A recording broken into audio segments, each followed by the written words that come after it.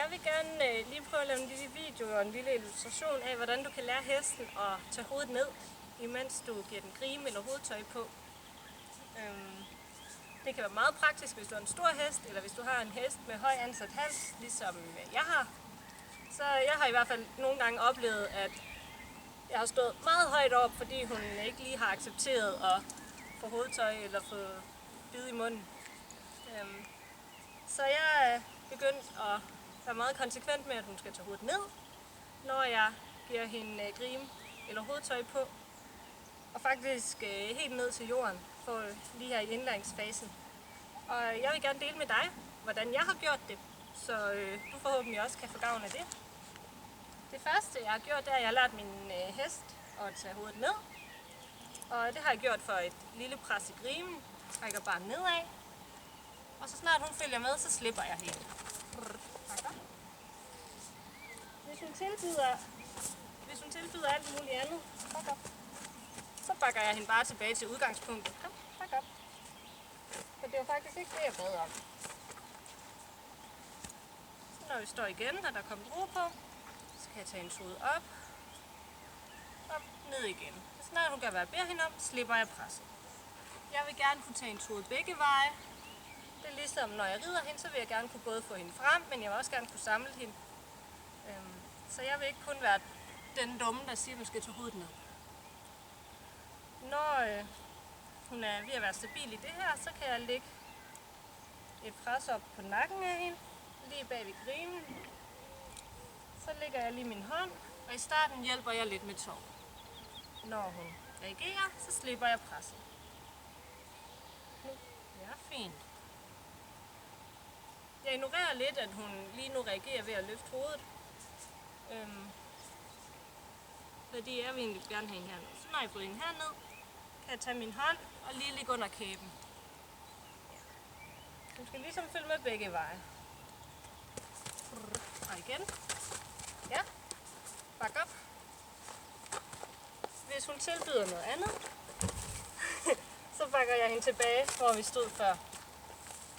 Ja. Fordi lige nu er vi ved at arbejde med at tage hovedet op. Der er også mange dyr, der er træls, jeg ved det godt. Så jeg tager hovedet ned, og jeg kan tage hovedet op. Og jeg kan gøre begge dele uden et pres i grimen, så når jeg reelt har taget grimen af, så har jeg stadig de knapper her.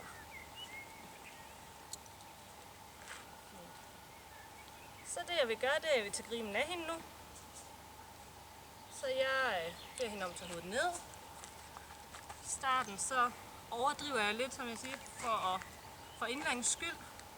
Spænder jeg grimen op, har lige en hånd heroppe, så jeg beder hende om at holde hovedet nede. Så grimen af. Så når det er klaret, så beder jeg hende om at løfte hovedet og komme op igen. Når jeg vil have grimen på igen, så gør jeg præcis det samme. Jeg beder hende om at tage hovedet ned. Få fat i grimen her. Jeg har gerne lige en hånd heroppe, så jeg er klar til at bede hende om at tage hovedet ned.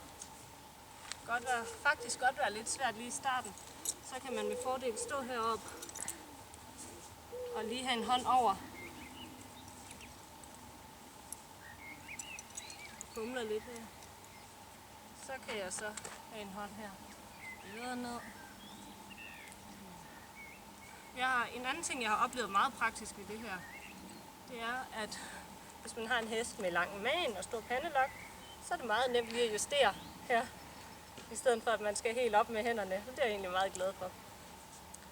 Så nu har hun egentlig haft hovedet nede længe på min kommando, og jeg beder hende faktisk stadig om det ved, at jeg har hænderne her. Så er det vigtigt, at jeg ligesom løfter hende fra det og giver hende fri.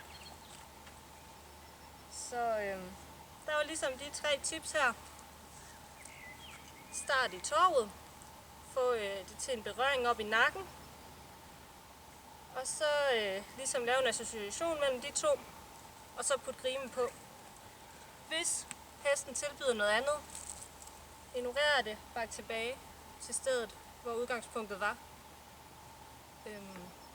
Og så nyd at arbejde med din hest. Jeg håber, du har fået glæde af den her video. Godt, Annabelle!